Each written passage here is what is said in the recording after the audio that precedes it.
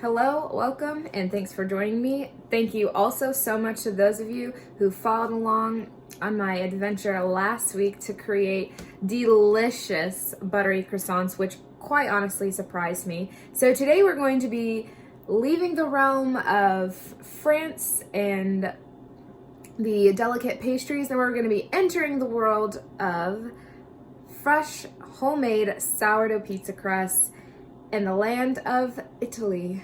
Thank you for joining me, and let's get started.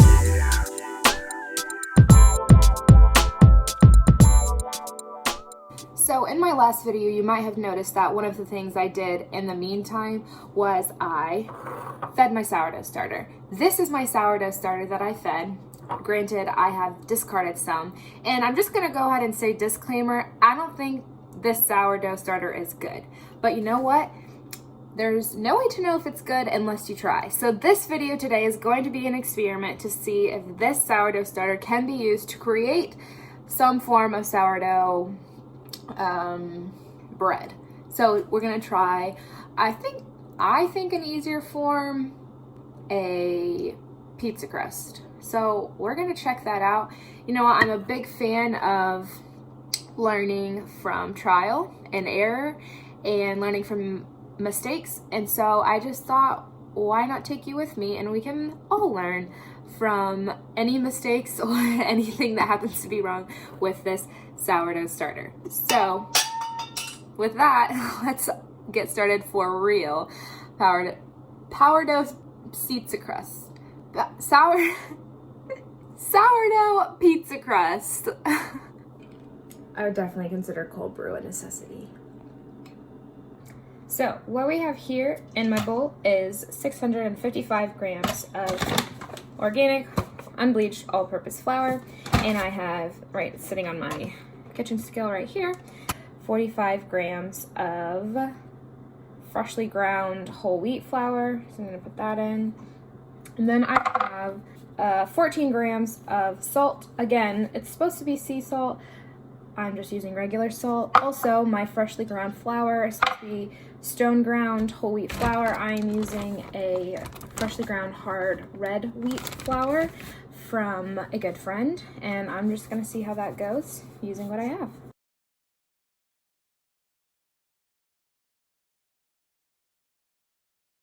This has used quite a bit of my flour, and so to be honest, I'll be pretty bummed if it doesn't turn out because of all the ingredients I've used. But that's the risk you take when you experiment and try new things. So I'm willing to try. And I have 98 grams of my starter poured into a bowl set to the side. I'm going to add 490 grams of water to this dish, and I'm going to make sure it is about 90 degrees Fahrenheit, and then I'm going to mix in my starter that already exists. Looks like my water is coming in at 68 degrees, so we're definitely gonna have to warm this up a little bit before we add our sourdough starter.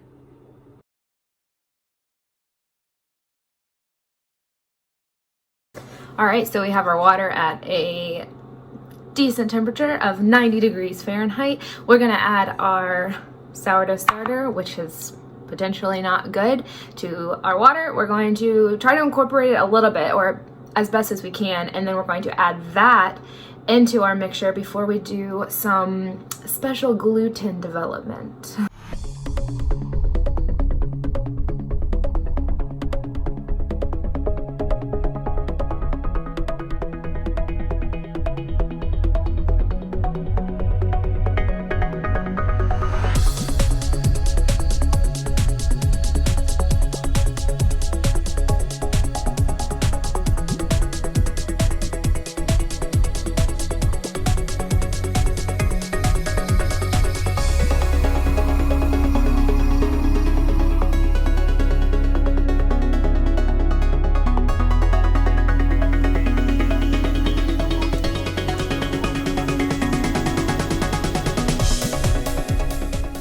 Try to pull myself together a little bit, and then we're gonna try to do our next technique, which is gluten development, and this will take probably 5 to 8 minutes as I am pulling up at the dough and stretching the gluten and letting it slap back down into the bowl. So I'm going to try to show you that as best as I can. Not that I know what I'm doing before I get to it for a good bit of time. So I dipped my hand in water to keep the dough from sticking, and I basically scooped my hand under the dough and kind of let the dough fall back down naturally.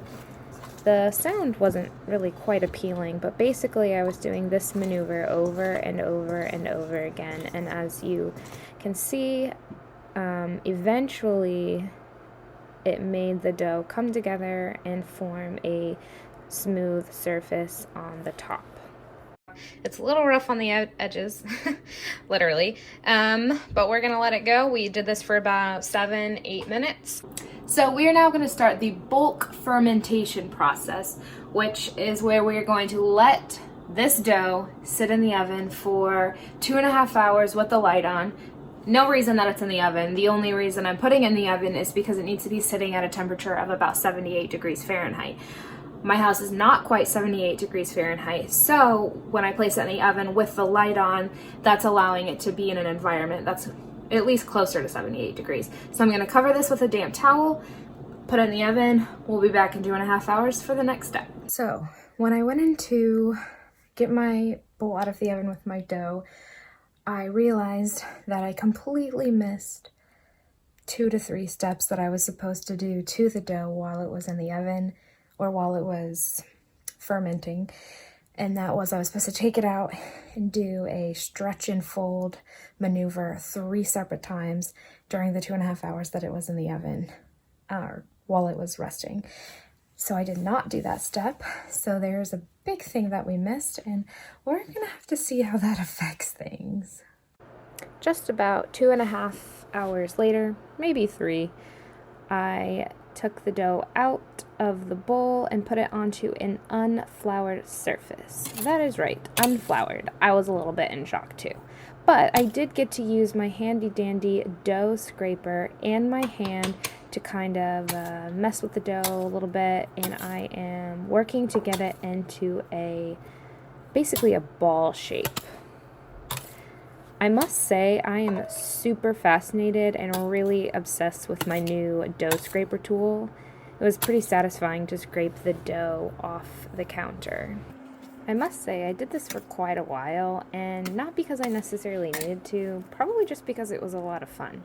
I eventually picked it up, put it into a greased bowl until I realized it was probably not the best bowl to put it in, so I transferred it back into my stainless steel bowl, which was greased with olive oil, before I got it ready to go back into the fridge. What is up? It is day 2. I am going to take my dough out of the fridge. It has been sitting for well over 14 hours, even though the directions said 14, so I'm not sure how that's going to impact it, but we will see. I'm going to take it out. I'm going to divide it into 4 equal crusts. We're going to let it rise, and let's get to it.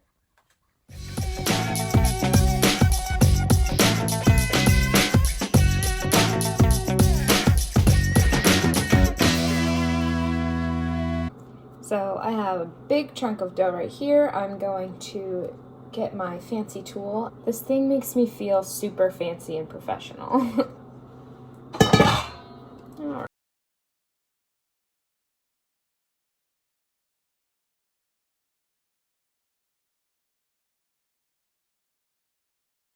To shape them into a round shape, right now I have like an awkward piece of dough. I'm gonna kind of just like fold in all the corners. Kind of honestly looks like a dumpling. So I'm just kind of shaping it to the middle and kind of pulling it in and kind of pinching it at the top.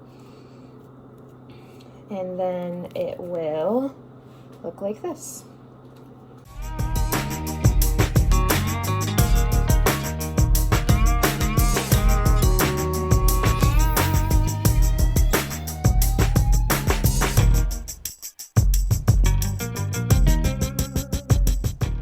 So here's what we got here. I'm clearly not a good judge of size. As you can see, they are not all the same size, but hopefully they'll still rise. I have my oven light on. I'm going to flour the surface, cover with plastic wrap, and then I'm going to put them in the oven to rise for 4 to 5 hours. So meanwhile, I'm not too confident about the dough that is currently rising for the pizza crust. Should be interesting. They've been rising now for about 4 hours, so I'll be back in a minute to get them out and figure out what to do next. So my dough rose to look like this, and then I rolled it into 4 separate dough balls and left them in the fridge until I was ready to start making pizza.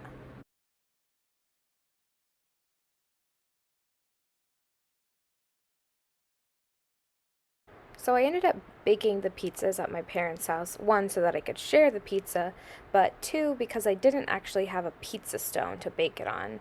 So they didn't have cornmeal, so I ended up using Jiffy corn muffin mix to sprinkle and spread out on my wooden pizza peel. So what I'm doing here is I'm grabbing my dough ball, just placing it on that super well floured and super well cornmealed peel, and I am going to press my fist into the dough, and I'm kind of just forming a crater, if you will, into the dough with a crust on the outside. Clearly, I don't know what I'm doing. I needed to continually sprinkle flour because my hand kept sticking to the dough. At this point, I guess I am trying to be fancy and stretch the dough out. I know for a fact I won't be able to make a perfect circle, but I at least would like to make the crust thin and even so that I can start adding my toppings.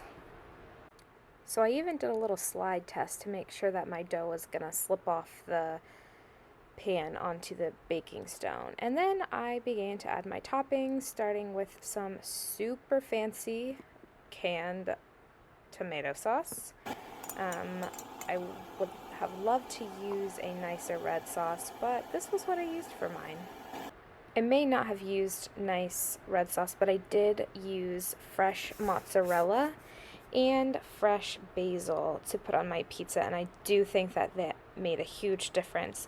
It also made it look super fancy and super rustic, which I really enjoy about sourdough pizzas. Here's the before footage, and also I let my oven broil on high for 5 minutes before setting it back to 500 to bake. My first attempt was a fail, I think because I waited too long and the crust got too soft to slide off the peel into the oven. So because the dough was too sticky, we ended up just flipping it over and turning it into a calzone. So, you know, when life gives you lemons, just make a calzone. It'll always be tasty.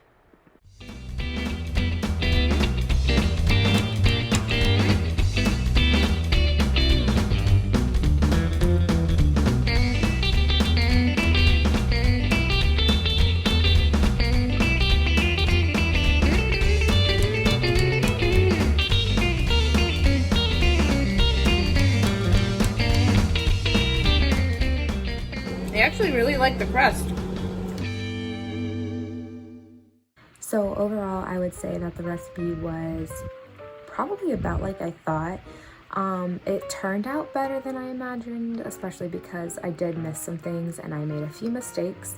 I think the most difficult part would have been the end when I was baking it and just trying to shape the crust and get it to the right thickness, and as well as sliding it off the wooden pizza board.